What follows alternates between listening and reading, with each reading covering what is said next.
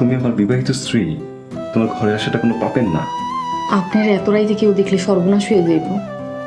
লাইজু, তোমার আমার এই নীরবতায় আমাকে বিপদ কিন্তু বাড়তেছে। আমার মনে হয় কোহিনুর আমাকে বিষয়টা কিছু রাজ করতে পারছে। কোহিনুর তো সত্যিটা জানে না, পরে কিন্তু ভুল বোঝাবুঝি সৃষ্টি হইব। আপনি আমার কাছাকাছি না এলে তোর কোনো ভুল বোঝাবুঝি সৃষ্টি হইব না। দেখো, আমাকে বিয়ের বিষয়টা আমরা সবাই খুইলা কই, পরে যা হওয়ার হইব। ওই কোহিনুর এতিম মায়াটার কি হইব? তোমার কি হইব তুমি একবার চিন্তা করছো? এই বাড়ির বউ হইয়া তুমি কাজের মেয়ের মতো আছো।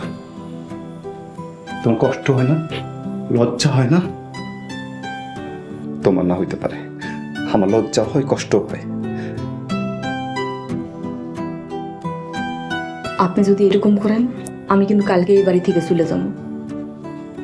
লাইজু, তুমি আমার ঠকাইছো। আল্লাহর কাছে তুমি কি জবাব দিবা? আপনি আমার মাফ করে দেন। আপনার কাছে অনুরোধ, আপনি আমার তালাক দিয়ে দেন। আমার মতন কুফা মায়া নিয়ে সংসার করলে আপনি জীবনেও ভালো কিছু হইব না। আল্লাহ তোমার হেদায়েত দান করুন।